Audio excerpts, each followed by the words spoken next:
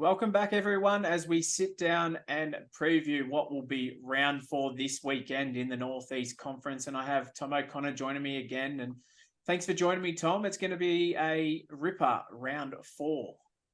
Yeah, absolutely. Looking forward to breaking down these games, Matt. It's you talk about a ripper. There's some big clashes that we're going to see. Absolutely. Let's start off in the men. And Saturday night, we've got Albury welcoming Wallen into Lauren Jackson. And that's going to be a really good battle, this one. Yeah, absolutely. Two teams at the top of the table. Probably two younger sides as well. So I'd expect the tempo to be a bit higher. Probably be a little bit scrappy to start. But then we'd like to see the likes of Luke Leesengang to use his experience at that NBL1 level and try and take it to the Albury side, especially on the road. And then Mansfield hitting the road across to Shepparton, and Shepparton will be looking to take another win on their home court. Yeah, absolutely. It's a tough fortress to go into there at Shepparton. But I wouldn't write off Mansfield. They've shown across the last couple of weeks that they can produce some high scores. It'll be on that defensive end to see how they go and stick together. Absolutely, but I wouldn't write them off at all. And then Sunday, Mansfield are at home, taking on Wallen, who take that detour off the highway on their way home from Albury on the Saturday night. This will be an interesting game, this one. Yeah, it's going to be tough for Wallen travel wise. It's how those bodies are going to pull up, either sitting in the car, sitting on a bus, especially after playing on the hard floors at Albury the night before. As you know, Matt, it's they are a little bit like concrete up there, so it'll be interesting. And Mansfield on their home deck is going to be obviously an advantage for them. But yeah, I really look forward to that game as well to see where both teams are at on the back end of a doubleheader. And then Myrtleford travel across to Albury. So lucky Albury having the double home game this weekend. But, Myrtleford not playing the Saturday night could be the difference between these two teams.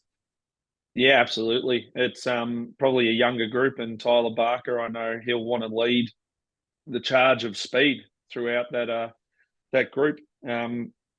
Marcus Laspina, it'll be like going to a home court for him after the last youth league season. It'll be really interesting to see how this game pans out and see how Isaac Hutchison can just lead Albury a little bit more in that point guard position or that guard position along. But that's probably a battle we're going to see on Sunday. And then your team, Seymour, travel up the highway to Wodonga, and obviously Wodonga are wanting to keep this winning streak going, but you guys are wanting to get some more wins, that's for sure. Yeah, absolutely. It's both teams are in the winners column after last week, and at the end of the day on Sunday, there's only one team that can keep the streak going. It's going to be a little bit of experience versus younger groups. Obviously, probably for myself, going against Tom Crow. Tom's a very experienced player, uses his body very well. So it's going to be some really good matchups across that whole game that we've seen from the standouts already as well. And then we go across to the women, and potentially the results might be a little bit like they were in round 3 with Albury hosting Wallen. Yeah, I think Albury's experience and just talent is probably going to be a bit high in this game. Obviously, there's some matchups that you could look at, but I think Albury's, just the talent-wise that Albury's got is just going to be a bit high for Wallen in this game. And then Wodonga are travelling across to Shepparton Saturday night. Yeah, it's that'll be an interesting one for them. Obviously, the travel in there, which team does go, how many players they do take, but I'd expect Wodonga to come away victors in this one, and probably to be able to rotate some players through ahead of what they've got coming up. Shepparton just got to keep building on what you've already started. It's keep growing what you're doing, and try and just chip away at small little wins in that game. And then Sunday, Wodonga are set to host Seymour, in which is going to be the match of the round. Wodonga coming off the game on Saturday night. Do you think that's going to play into the hands of Seymour, or it shouldn't be any issue? I think partly it could, but obviously then for Seymour, we've got the travel up the highway as well that you've got to do. So I believe that's a 12 o'clock game, so it's an early leave on the bus. It's going to be really interesting. Some of the matchups in there, it's always a close battle between Wodonga and Seymour. There's obviously a bit of that rival and everything that goes on. I'm really looking forward to this game, and obviously I'll get to see probably half of it live before I got to get ready to play. But this is definitely one I'm really looking forward to.